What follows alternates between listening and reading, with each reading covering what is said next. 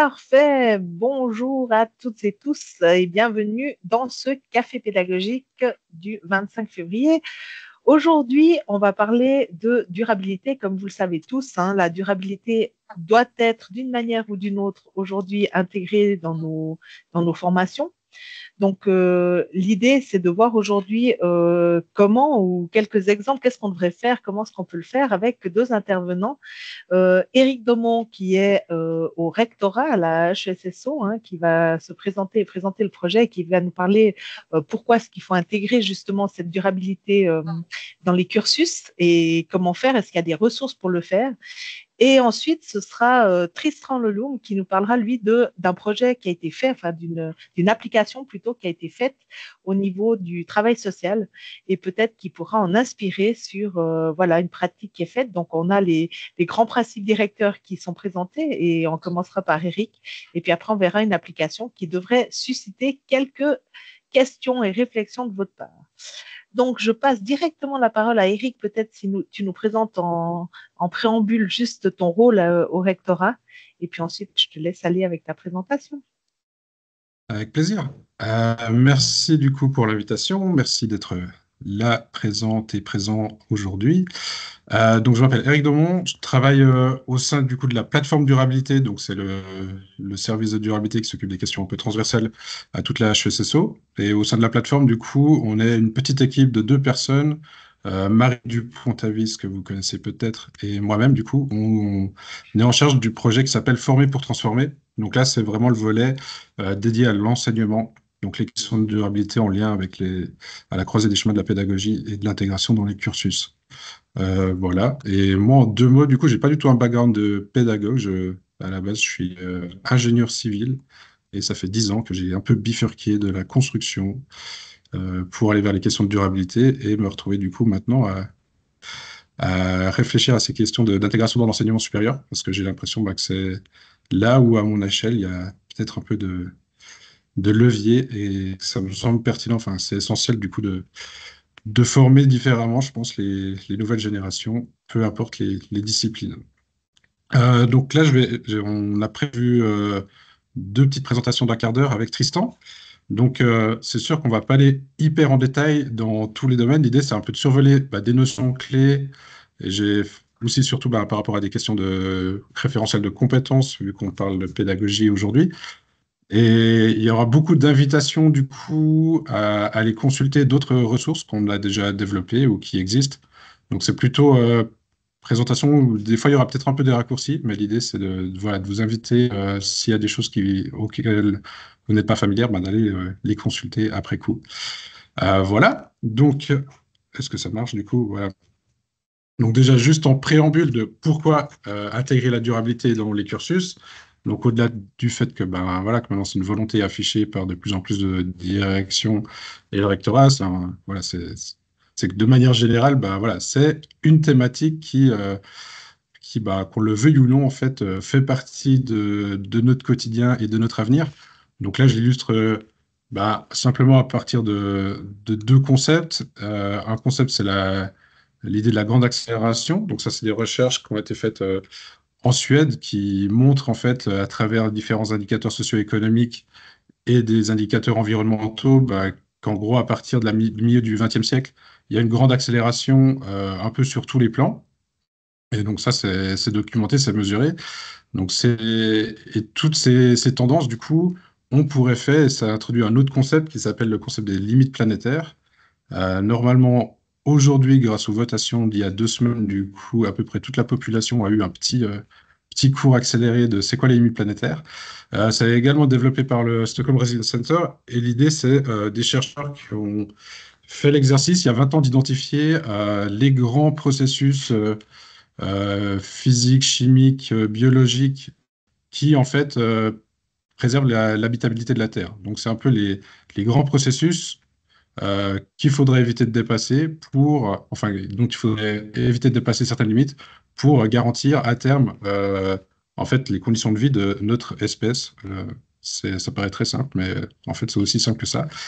Et au jour actuellement, du coup, parmi les 9 systèmes qui ont été identifiés, il y en a déjà 6 où on dépasse allègrement les limites qui, du coup, pourraient considérer notre système de société comme étant durable.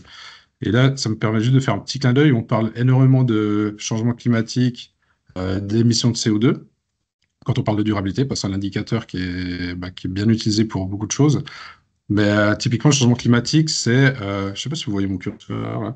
Mhm. Bah, c'est une des limites planétaires parmi les 9. Donc, c'est aussi cette invitation, quand on parle de durabilité, toujours penser large.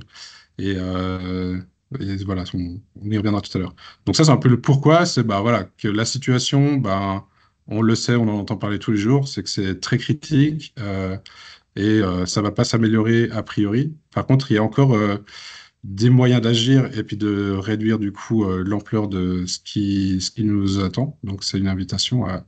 Enfin, c'est pour ça que c'est essentiel dans l'enseignement que ben, c'est que les étudiants aient un bagage suffisant pour déjà comprendre ce qui se passe autour d'eux, dans leur métier, dans leur vie d'individu, et aussi leur donner des capacités d'agir et de se positionner par rapport à ces enjeux.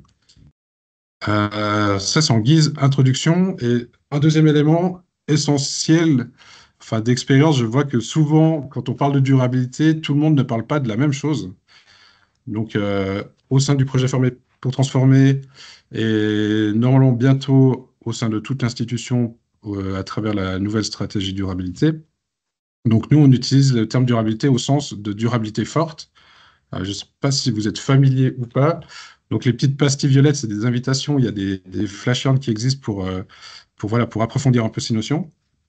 Mais en gros, durabilité forte, ce terme est utilisé en opposition à durabilité faible, qui est un peu synonyme de développement durable aussi, un terme passablement galvaudé et qui est en fait un oxymore. Donc, on évite de l'utiliser. Donc, vous nous entendrez jamais parler de développement durable, mais toujours de durabilité. Et en soi, en quoi ça diffère des autres représentations? Donc à gauche, il y a la représentation des ODD. Donc les ODD ils sont assez connus, ils ont l'avantage d'être assez consensuels. Le désavantage, c'est que souvent les personnes ont tendance à utiliser les quelques ODD qui servent leurs propos et qui les arrangent, mais font rarement l'exercice d'être vraiment systématique dans l'usage des 17. Et en fait, quand on parle de durabilité forte, on reconnaît aussi une forme de hiérarchie et de priorisation entre ces différents cercles qu'on voit sur les cercles du développement durable ou les ODD. Puis ça part du principe de se dire ben voilà, que les éléments qui constituent la biosphère, donc les conditions d'habitabilité de nos écosystèmes, ben que ceux-là, ils ne sont pas vraiment négociables. En fait, si eux, ils ne sont pas préservés, maintenus, bah, du coup, nos sociétés ne peuvent pas se développer. Et donc, c'est pour ça que la société repose sur la biosphère. Et le troisième cercle, du coup, qui est le cercle, on va dire, de l'activité économique, de l'économie, qui est en soi le cercle de toutes les conventions qu'on s'est définies en tant que société pour échanger, pour cohabiter, du coup, sur cette planète. Bah, ça, c'est considéré que c'est des conventions et du coup, qu'elles peuvent être plus facilement négociées, échangées que les grandes lois physiques et les équilibres de la biosphère. Donc ça, c'est la notion de durabilité forte. J'ai introduit très brièvement, mais il y a beaucoup de ressources pour approfondir. Et un autre modèle qui est souvent utilisé pour représenter cette notion de durabilité forte, c'est le modèle de l'économie du donut, qui a été développé par une économiste anglaise qui s'appelle Kate Raworth. Et ça reprend l'idée des limites planétaires comme plafond écologique. Donc l'idée, c'est qu'une société, du coup, qui serait durable, donc qui est équitable et juste pour l'entier de l'humanité. D'un côté, elle doit respecter ce plafond écologique, donc ne pas dépasser les limites planétaires pour pas péjorer les conditions d'habilité du système Terre. Et de l'autre côté aussi, il y a le plancher social qui fixe une deuxième limite, et c'est aussi de garantir un minimum d'acquis sociaux pour l'entier de l'humanité. Et du coup, ce modèle peut être utilisé à des échelles locales, nationales ou à l'échelle mondiale. Donc voilà, ça c'est juste les petits mots-clés pour voir, pour voilà, clarifier de quoi on parle quand on parle de durabilité, puis aussi du coup par rapport à la suite, de où je me parle. Donc il y a une question intéressante quand on parle de durabilité dans l'enseignement, bah, c'est qu'il y a un peu ce côté, c'est un peu un paradoxe, quoi. D'un côté, c'est une thématique qui est très universelle, très large, qui impacte tout le monde, et d'autant plus du coup les générations futures qui vont que voir les aléas climatiques ou les inégalités sociales s'accentuer. En tout cas, à court terme, la tendance, elle est comme ça. Puis on verra s'il y a possibilité de peut-être changer un peu la donne. Et de l'autre côté, c'est une thématique qui est très complexe, très large, et qui vient un peu questionner les fondements, les paradigmes de nos sociétés, de nos visions du monde. Et donc, ça rend aussi la thématique, bien qu'elle soit très universelle et qu'elle concerne tout le monde, c'est compliqué de l'intégrer au bon niveau dans les parcours pédagogiques, dans les cursus. Et donc là, après, je vais faire le lien avec les questions de pédagogie. Donc, donc, intégrer la durabilité dans les enseignements. Donc là, je vais présenter deux référentiels de compétences en durabilité, vu que c'est au sein de la HESSO, on travaille beaucoup avec les référentiels de compétences. Chaque filière a son propre référentiel de compétences. Donc un premier que je mentionne, c'est la pédagogie qui a été développée par le campus de la transition. Donc ça, il y a ce petit livre là qui est en médaillon qui s'appelle Pédagogie de la transition. Donc nous, ça a été vraiment aussi un socle, une source d'inspiration pour le projet Former pour transformer de la HESSO. Et puis là, je ne cache rien, vous voyez que même, enfin, le terme Former pour transformer, il vient directement du campus de la transition. Donc on a repris le terme parce qu'on trouvait qu'il était pertinent et qui pose les bons mots, quoi. C'est qu'on ne forme pas juste pour. La société doit évoluer, il faut des transformations assez en profondeur, assez radicales. Et du coup, c'est un des rôles, on pense, aussi de l'enseignement supérieur, de préparer les futurs professionnels à pouvoir être acteurs de ces transformations qui vont être nécessaires. Donc, former pour transformer, c'est des pédagogies. Quand on parle de pédagogie de la durabilité, il y a beaucoup de notions qui rentrent un peu en résonance. Il y a d'une part, donc former pour transformer le campus de la transition, il se repose sur quatre piliers. Il y a un côté, c'est la pédagogie relationnelle et transformative. Donc, c'est toutes ces questions, et ça, Tristan va après développer là-dessus, mais toutes ces questions de recréer du lien à soi-même, aux autres, aux vivants, et aussi, du coup, d'être dans un parcours un peu transformateur, donc aussi d'accompagner des prises de conscience. Enseigner la durabilité, c'est pas juste euh, partager des résumés du rapport du GIEC ou de que sais-je, mais qui a aussi, du coup, accompagné des prises de conscience et puis des développements de compétences et d'aptitudes pour pouvoir faire face à ces enjeux. Il y a un côté de pédagogie intégrative et holistique, dans le sens où on a vu qu'il y a beaucoup de dimensions, et donc c'est important aussi pour les étudiantes et les étudiants de pouvoir faire les liens entre ces dimensions, donc d'appréhender le côté complexe, systémique, et aussi tout le lot d'incertitudes en fait qui va avec ces choses. C'est aussi, c'est plus facile d'enseigner quelque chose dont on est certain que quelque chose dont on ne sait pas en fait qu'est-ce qui va advenir. Il y a le côté interdisciplinaire, on le voit, ça concerne tout le monde, toutes les disciplines sont concernées. Donc l'intérêt, c'est de vraiment développer des visions communes, un langage commun pour pouvoir coopérer et puis aller dans la même direction. Et après, il y a le côté que c'est une pédagogie qui se doit aussi d'être enracinée et ouverte, donc qui fait le lien aussi entre tous les enjeux sociaux et environnementaux. Quand on parle de durabilité, il y a tant les aspects de justice sociale que la cause environnementale. Donc ça, c'est aussi un peu un cliché à débunker que quand on parle de durabilité, c'est pas juste une lubie d'écologue qui veut sauver une espèce de papillon, quoi, ou que sais-je. Donc c'est faire ces liens, puis aussi assumer le fait qu'il y a un volet foncièrement culturel, social et politique quand on parle de durabilité. Mais c'est pas de la politique politicienne, c'est la politique au sens noble de faire évoluer les consciences pour faire évoluer la société afin qu'elle puisse se maintenir dans le temps. Et la pédagogie formée pour transformer, du coup, elle repose sur six grandes portes, on va dire, ces six grandes compétences. Là, je pense qu'il faut que j'aille un peu plus vite, mais il y a oikos, du coup, c'est toutes les connaissances, donc c'est l'état de l'art, des sciences, de la situation. Il y a l'apport de l'éthos, donc c'est toutes les compétences qui sont liées aux aspects un peu éthiques, philosophiques, politiques. Il y a le nomos, c'est toutes les questions de normes, donc comment on va évaluer les choses, les interroger, réguler. Logos, c'est tout le côté aussi du langage, de pouvoir imaginer d'autres récits, d'autres manières de se projeter dans le futur. Le praxis, c'est de pas avoir que de la théorie, mais aussi d'être capable sur le terrain, dans l'action, d'avoir des actions justes.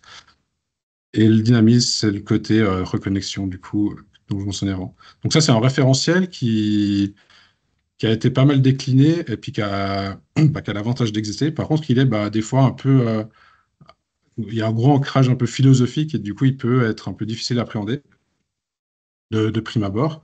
Mais après, le livre vulgarise très bien ces notions.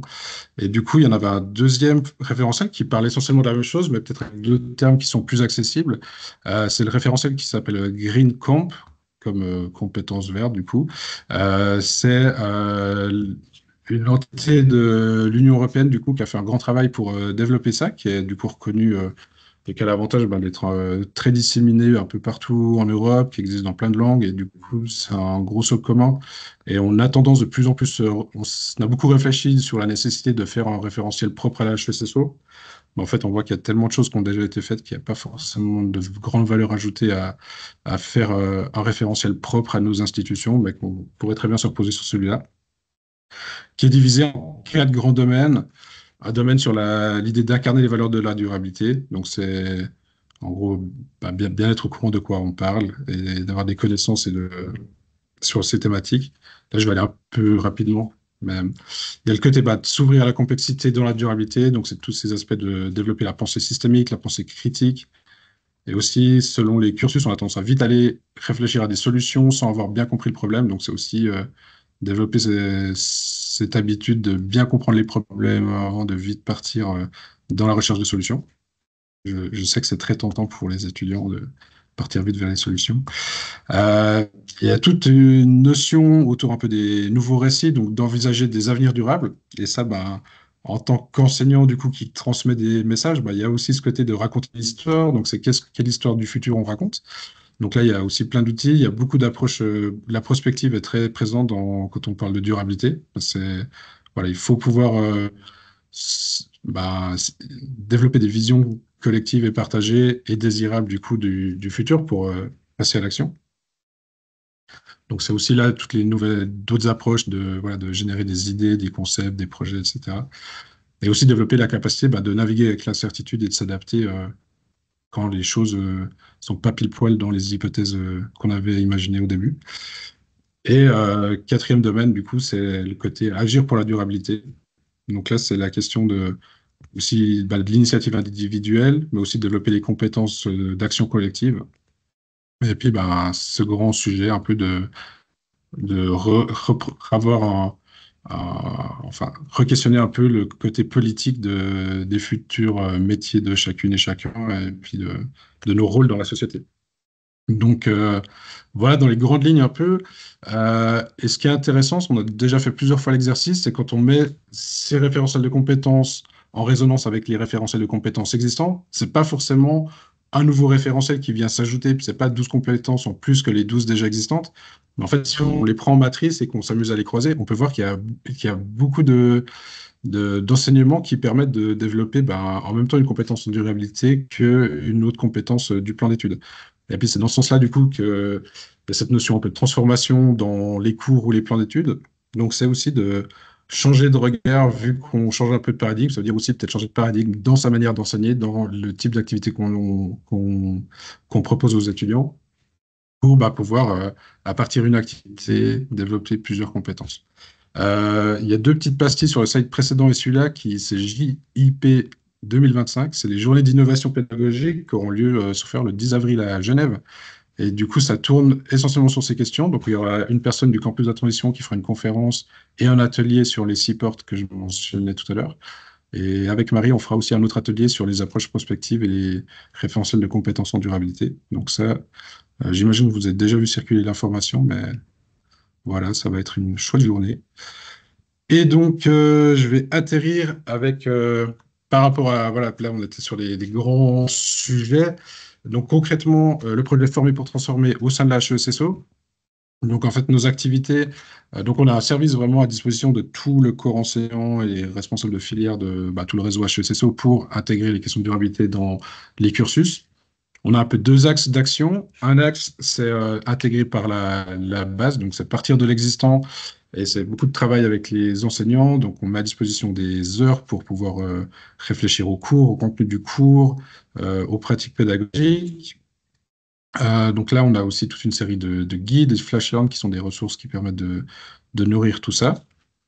Et puis une approche plutôt par le haut, on va dire. Donc là, c'est agir au niveau des domaines et des filières.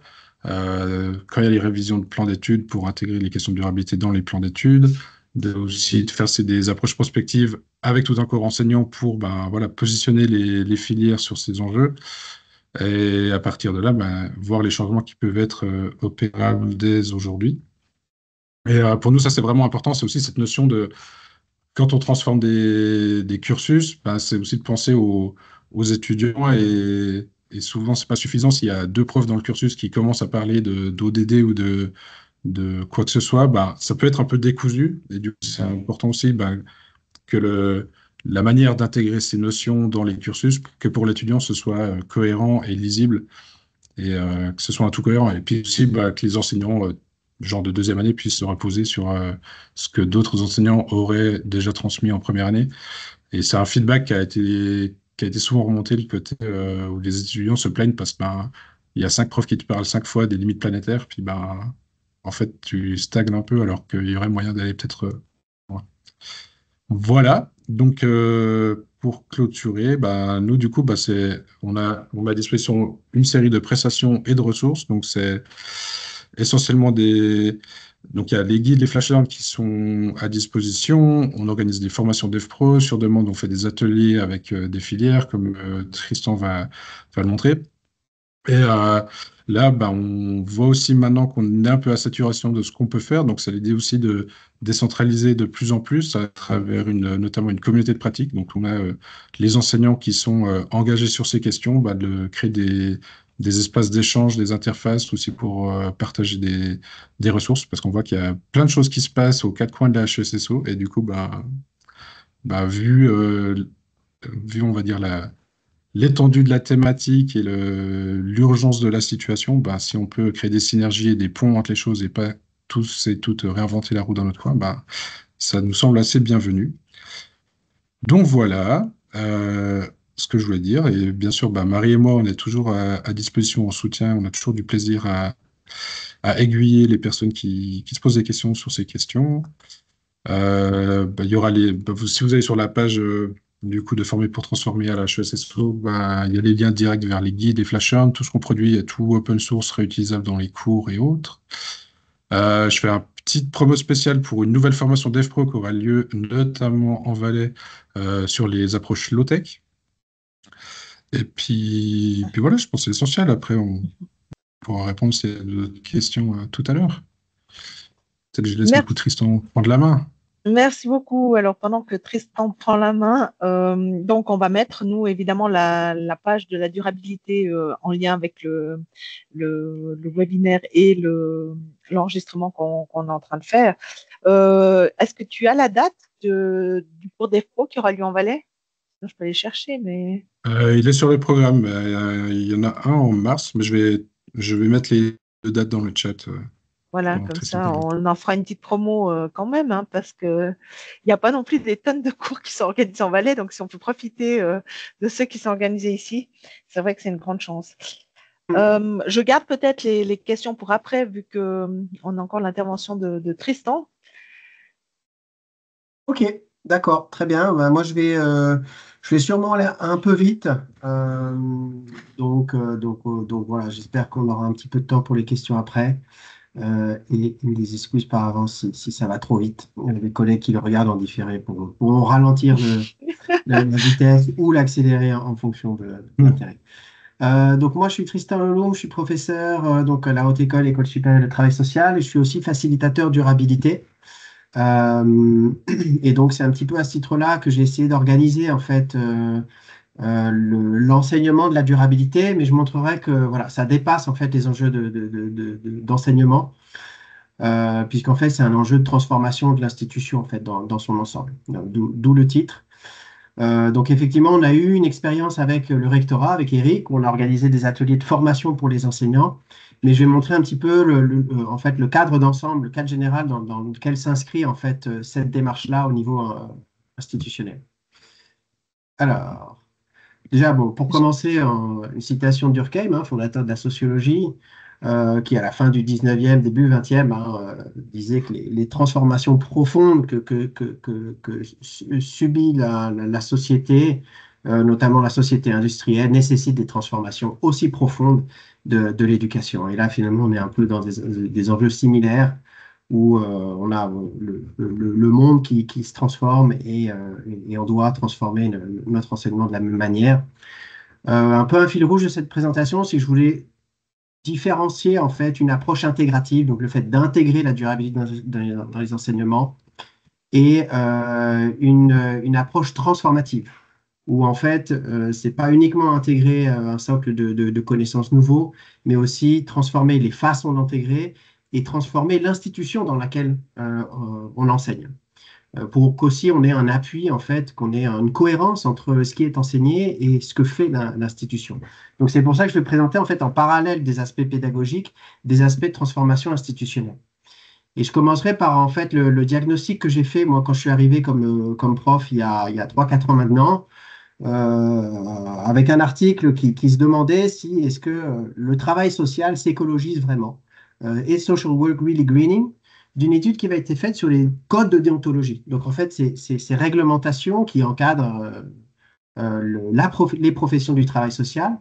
Et cette étude, qui faisait une étude comparative en fait de différents codes de déontologie à travers le monde, montrait que en fait les questions de durabilité et d'environnement étaient en fait très peu présentes, voire quasi absentes, des codes de déontologie. Donc, tout cet encadrement réglementaire, qui est aussi un encadrement finalement identitaire, puisque c'est ce qui définit, c'est ce qui prescrit ce que doit être un travailleur social, en fait, il y avait tout ce pan de la durabilité qui était absent. Et puis, de la même manière, je me suis un petit peu interrogé si nous, dans notre plan d'études cadre, le plan d'études cadre du bachelor en travail social, est-ce que la question de durabilité était présente? Et puis là, je partage avec vous juste très rapidement, en fait, notre plan d'études cadre, hein, qui est le PEC 20, 2020, qui est donc relativement récent, enfin, en tout cas, qui était récent quand je suis arrivé. Je suis arrivé juste à l'année, en fait, de la mise en œuvre de ce PEC. Et juste deux remarques. Déjà dire que, alors, l'avantage de ce PEC, c'est que la notion de durabilité, alors, à travers une notion de durabilité faible, un développement durable, elle est présente. Elle est présente dans la définition, en fait, dans la présentation des défis contemporains du travail social. Si on passe un petit peu, elle est présente aussi dans la définition du concept de formation. Et puis après, elle est aussi ensuite mentionnée, les objectifs de développement durable dans les enseignements fondamentaux. Et puis ensuite, dans les options. En travail social, on a 3 options: service social, animation socio-culturelle, et puis éducation sociale. Et puis on retrouve en fait ces objectifs de développement durable dans ces 3 spécialités. Alors l'avantage, le mérite qu'il a ce PEC, c'est que la notion de durabilité est présente. Les inconvénients, les faiblesses, c'est que c'est une définition qui est quand même assez superficielle. Si on revient à la définition, finalement, il n'y a pas une définition très détaillée de la durabilité. C'est une notion institutionnelle, puis une notion un peu faible, hein, qui parle de développement durable, donc qui n'est pas forcément en accord, en fait, avec la définition qu'a adoptée le rectorat. Et puis ensuite, dans l'intégration dans le plan d'études, c'est que c'est quand même finalement assez superficiel. Puis il nous manque des notions clés comme le vivant, la résilience, les limites planétaires, un certain nombre de concepts qui aideraient en fait à spécifier cette définition. Donc l'enjeu, ça a été finalement de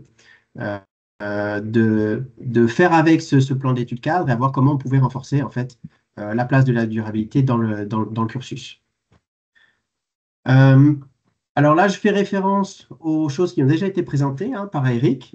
C'est à dessein, parce que pour nous, c'était important de positionner le travail social vis-à-vis de ces grands concepts de la durabilité, positionner le travail social vis-à-vis de cette représentation en pièces montées, le wedding cake, qui pose la biosphère comme en fait une priorité dans les actions humaines. Pourquoi c'est important de présenter ça en travail social? Parce qu'il faut rappeler que sans biosphère viable, sans écosystème viable, les questions de travail social, d'exclusion, de discrimination, d'égalité de genre, d'insertion professionnelle, elles n'existent pas, puisque sans biosphère viable, il n'y a pas de société viable. La représentation du donut aussi, voilà, insister aussi sur la notion de plancher social, qui elle parle assez instinctivement finalement au travail social, puisque c'est avec ça qu'on travaille, mais y ajouter cette dimension de plafond environnemental et de limite planétaire. Et puis, puisqu'on est sur des métaphores un peu pâtissières et gourmandes, hein, la pièce montée, le donut, j'y ajoute une métaphore apéritive, ce fameux diagramme en coupe de champagne, qui en fait nous parle d'inégalité climatique, de justice climatique. Et ça, je le présente souvent aux étudiants pour en fait raccrocher ces enjeux de durabilité à des questions de justice sociale, puisque la justice sociale est un concept clé en fait du travail social. Alors ça, c'est des représentations assez générales, c'est des concepts généraux qui sont pour nous importants d'enseigner aux étudiants parce qu'elles constituent un socle de connaissances qui est commun avec les autres filières. Et c'est pour ça d'ailleurs que j'ai remis la pastille du Flash Learn, puisque je renvoie régulièrement les étudiants, je leur donne comme devoir en fait à faire sur un Flash Learn qui dure 50 minutes à faire et qui donne le b.a.-ba de la durabilité. Et c'est important que les étudiants aient ce socle de connaissances communes. Maintenant, je ne vous cache pas que ça reste des concepts qui sont très généraux, qui sont systémiques et qui sont difficiles en fait à appréhender pour des étudiants qui sont dans des formations professionnalisantes. Donc, c'est aussi très important de spécifier ces concepts, de les mettre en application dans des cas d'études pratiques, de les exemplifier et distinguer en fait différentes approches de la durabilité qui vont parler directement aux étudiants et notamment à leurs options spécifiques, aux options spécifiques qu'ils choisissent. Donc des approches institutionnelles, comment transformer un EMS, comment transformer une institution pour la mettre en adéquation avec les enjeux de durabilité, des approches éco-psychologiques, hein, la question de la gestion émotionnelle, la question du sens, elle est très présente dans le travail social et on peut amener en fait des questions environnementales et réinterroger en fait notre rapport à la nature, notre rapport au monde à travers des questions psychologiques. Donc ça qui peuvent intéresser les étudiants pour développer différentes compétences professionnelles. Des approches éducatives, hein, on a une spécialisation en éducation sociale et là la nature est un support d'éducation. Des approches internationales, puisqu'il y a l'objectif, les objectifs de développement durable, c'est un cadre international, mais il y a d'autres notions dans d'autres pays qui peuvent orienter en fait notre rapport au monde et notre rapport, un rapport équilibré au vivant à travers les notions de buen vivir et d'Ubuntu. Ça aussi, c'est des approches qui sont utiles aussi pour amener des questions de coopération internationale et des approches non occidentales de la durabilité. Et puis aussi avoir une approche critique de l'écologie, un petit peu par opposition à l'approche réformatrice ou l'approche gestionnaire, montrer que interroger, questionner notre rapport à la durabilité, c'est aussi questionner les rapports de production, c'est questionner les rapports sociaux de sexe, les rapports sociaux de race, à travers des notions d'intersectionnalité ou d'écoféminisme, par exemple. Ensuite, donc ça, c'est un petit peu l'exercice qu'on avait fait dans le cadre de Former pour transformer, donc qui était un atelier avec 12 professeurs, 12 professeurs, maîtres d'enseignement, adjoints, dans lesquels on a fait cet exercice de de transposition en fait du référentiel de compétences du travail social qui est présent qui est mentionné dans le plan d'études cadre et le référentiel de compétences durabilité de la HESSO. Ça, c'est un travail qu'on a fait donc avec les enseignants. Sous forme d'atelier. Et on a aussi essayé de réfléchir au chemin d'apprentissage de la durabilité au sein de ce plan d'études. C'est-à-dire qu'on a essayé d'imaginer, alors au-delà de ce qui avait été mentionné dans le plan d'études que je vous ai présenté avant, où est-ce qu'il y avait des concepts qui pouvaient être en fait rapprochés aux enjeux environnementaux, aux enjeux écologiques. Et on a identifié différents moments dans ce plan d'études et dans le chemin d'apprentissage où la durabilité pouvait être enseignée sous différentes formes. Et c'est important, quand on a un chemin d'apprentissage en tête, c'est important de veiller à ce que la durabilité soit enseignée au début du cursus, plutôt dans les enseignements fondamentaux, là où on va donner les grandes prescriptions théoriques, les grands concepts théoriques, les fondamentaux, mais aussi au milieu et à la fin. Donc, au milieu, quand il y aura des spécialisations, donc des enseignants en option, et a priori, chaque option a son rôle à jouer, un positionnement spécifique par rapport à la durabilité. Au milieu, dans les modules d'approfondissement, où là, on va développer des compétences plus spécifiques, on va aussi expérimenter à travers des expérimentations de terrain, à travers des travaux de bachelor. On a toute une volée on a une quinzaine chaque année d'étudiants qui abordent, en fait, qui font un travail de bachelor, donc qui représente 15 crédits, donc c'est assez important, et qui vont explorer des thèmes environnementaux en lien avec le travail social.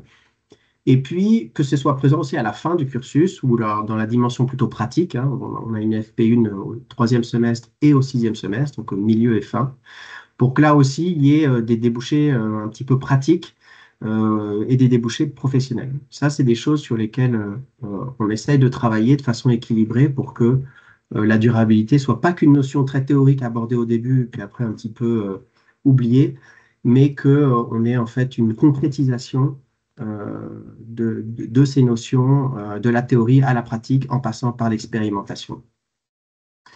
Et puis, je vous disais que c'était important, donc il y a une cohérence entre ce qu'on enseigne et ce qu'on fait au niveau de l'institution. Et donc, en fait, cette transformation de l'enseignement s'est faite en parallèle avec une planification stratégique de la HESTS.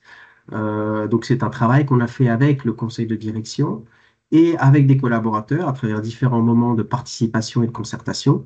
On a élaboré un plan d'action durabilité. Ça aussi, c'est un autre mandat enfin une autre impulsion du rectorat qui, en plus de former pour transformer, qui est plus sur la pédagogie, a encouragé, enjoint toutes les hautes écoles et les filières à se doter d'un plan d'action durabilité. Et on a fait ce travail-là et c'était important pour voilà, positionner notre école par rapport à cette question-là. Et donc, ça nous a permis aussi de travailler sur les définitions. Et puis aussi imaginer des actions non seulement au niveau de l'enseignement, mais au niveau de la recherche. Et ça s'est traduit concrètement à travers des recrutements, à travers des encouragements de projets, mais aussi au niveau de la gestion du campus et de l'ancrage local de l'institution. Et tout ça, c'est des opportunités aussi d'enseignement, puisque nombre de ces projets peuvent faire l'objet d'enseignement pendant les cours. Et puis là, juste des photos pour illustrer comment aussi cette transformation de l'enseignement, elle se passe pas au niveau pas uniquement au niveau de l'architecture du cursus, mais aussi au niveau des pratiques et des façons d'enseigner. Donc voilà, on expérimente cette pédagogie par les 6 portes ou une pédagogie qu'on appelle aussi tête, cœur, corps. C'est-à-dire d'inviter les étudiants non seulement à développer leurs connaissances, mais aussi à expérimenter en personne différentes façons de se lier à l'environnement. Alors, on a visité par exemple les Mains Vertes à Sion, qui est une ferme thérapeutique et une ferme d'insertion. Donc, qui accueille des publics du travail social. On a une intervenante qui est venue nous faire un atelier autour d'un mandala pour explorer aussi le symbolisme de l'environnement à travers des objets. On a expérimenté l'enseignement en forêt à travers des ateliers du travail qui relie, qui sont des ateliers d'éco-psychologie pour travailler le lien à soi, aux autres et à la nature.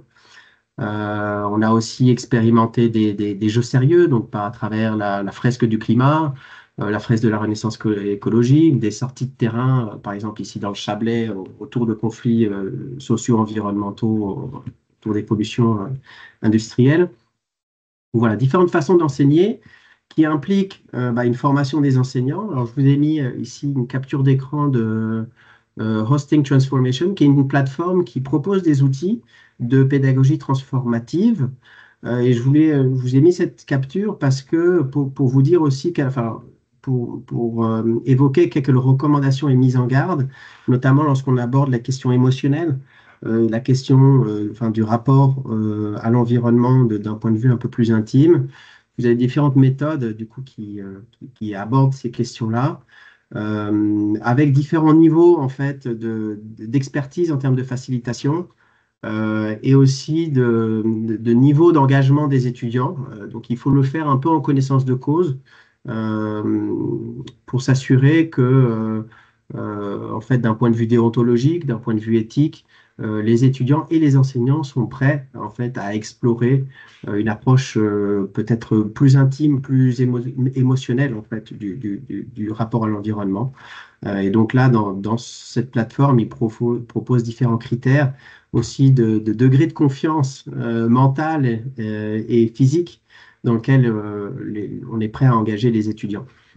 Donc juste ça, une référence à ces approches transformatives qui impliquent une formation et peut-être aussi le recours à des professionnels qui sont formés à ces approches.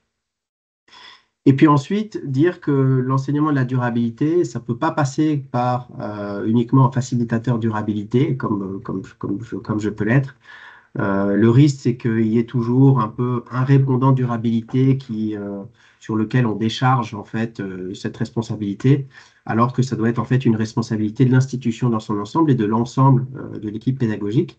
C'est pour ça que dans ces ateliers de former pour transformer, l'idée c'était de créer un collectif pour qu'on puisse bénéficier en fait de l'expertise et du point de vue de différents enseignants. Et c'est pour ça que donc dans ces ateliers, c'était 3 ateliers, mais il y a eu aussi des heures qui étaient prévues pour du coaching, des heures qui étaient prévues pour que chaque enseignant ait le temps d'adapter ses enseignements. On a constitué finalement un collectif et une communauté de pratique. Et ça, je crois que c'était important. Voilà, que l'enseignement de la durabilité soit pas que en fait une responsabilité individuelle, mais que ce soit aussi une responsabilité institutionnelle et collective de l'équipe pédagogique. Voilà, donc quel mot de conclusion? C'est transformer, ça va au-delà en fait d'uniquement intégrer la durabilité. Il faut que cet enseignement il soit en cohérence avec une démarche institutionnelle. C'est important, à mon avis, qu'il y ait un socle de connaissances communes entre tous les étudiants en fait des différentes hautes écoles, mais qu'il y ait un chemin d'apprentissage qui soit cohérent aussi en interne de l'école et qui ne soit pas uniquement théorique, qui aille jusqu'à la pratique et à l'insertion professionnelle des étudiants. Avec une pédagogie qui doit être adaptée et puis des collectifs en fait qui doivent porter ces dynamiques et pas uniquement des profs isolés. Voilà, comme je vous disais, j'ai dû courir, mais on a peut-être 1 ou 2 minutes pour des questions.